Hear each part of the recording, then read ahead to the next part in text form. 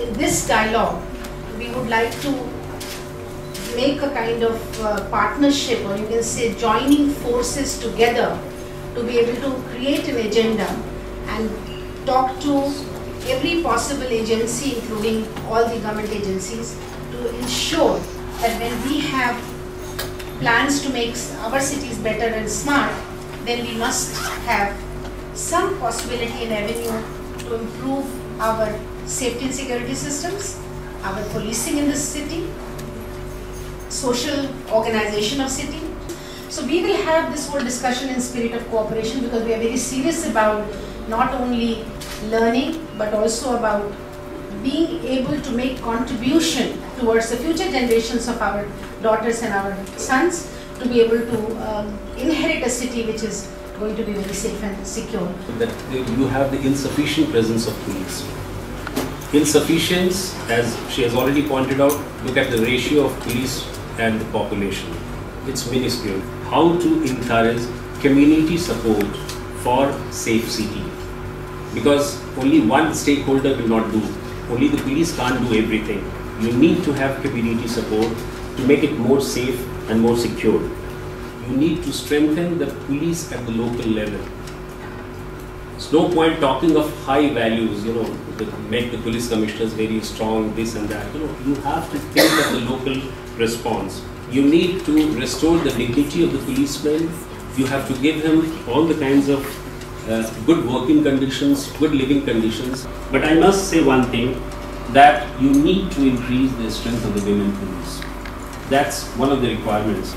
And unless you make the city safe, you cannot have a smart city. Thank you. Which police officer knows how to interview a rescued person? Safe city means it is not if the Home Minister is safe. It is not if the Deputy Commissioner is safe. It is if the constable's daughter also should be safe. If the rickshaw puller's wife is also safe. How do we ensure that?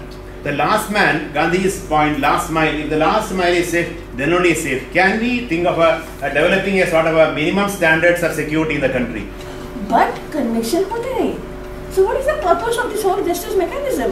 Is there something that we are working towards, or is this something we are working backwards? Because our NCRB says that our conviction rate is 25%. In this court I say conviction rate is 2%. Maybe it is exaggeration, but there is no authentic research. Neither NCRB statistics are reliable, nor what this man said, he is administrator over there. He is not altu faltu ki aise bol diya. If he says 2%, what do we go by and how do we go by? So we do not have research, we don't have all this hearsay, and we are thinking how to make a city smart. According to me, a smart city has to be a safe city. A safe city stems from a safe home, a safe environment, a safe mohalla. If the girl doesn't feel safe to go out in the evening or morning in her own neighborhood, or she doesn't feel safe in her own home, if the father is raping the sister and herself and her younger sister, and she doesn't know where to go, and not once, this is going on for 2-3 years. Now where is that girl to go? There has to be some support there where she can access it. She doesn't have to run from here to there to somewhere else, and the police doesn't believe her, nobody else believes her. I think a changing in our mindset has to happen, that all cases are not Nirbhaya cases. All cases do not end in death. All cases are not gruesome, violent cases that we have seen in our television screens. They happen in a quiet manner at home, and a girl cannot talk about it. Actually, if I look at the safe city as a concept, then as a woman, I will approach it as, claiming of a public space. I think which is all it about, and everybody is objecting to that.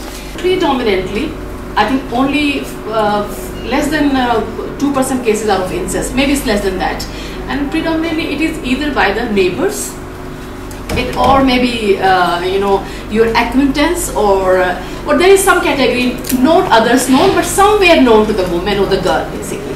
So I think all our intervention when we are making, you are rightly saying that when we are putting all these kind of things that put that much of high technology and all, so it's not reaching within those walls, basically.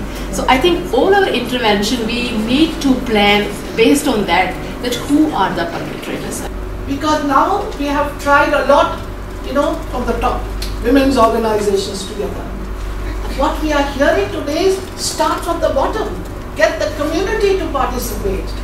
get the community to be sensitized, get the community police to be sensitized. If we really want police reform, we have to prepare ourselves to recognize the fact that the condition of police itself as people is bad. And unless that is the fact, we cannot prepare them to really become effective. And our own. It's not only the community, this does not happen only to the poor. It happens at every level of our society. So one of the things I would request is we don't, pitch this at the other. We need to acknowledge it ourselves. Why does a woman feel annihilated and dirty when she's raped? I think a lot of things psychologically has to be worked out. See, it has to be quick and professional investigation, number one. And once investigation is completed, then the other part of the criminal justice system, that is judiciary, they have to play equally important role. Suddenly we'll recruit 10,000 constables in a given state. Unfortunately, the state doesn't have facility to train those 10,000 constables. So, now our training capacity have to be strengthened, it has to be upgraded. Then the job of the trainer has to be made much more attractive. But really, what is the need of the victim, and what we feel is the concept of support person should be pushed further rather than have stationary models that sit in one place and expect victims to come, because these victims can't come. But when you're coming to a police station, you're expecting a state response, and you should get a state response. You should not get a response which says, call your husband, let us work out a settlement, because she's tried all that. Now every police station has a 24/7, 365 days in a year women help desk, which is manned by women police officers, and the number of complaints received at this desk during the year 2015 up to June 15 was over 14,000.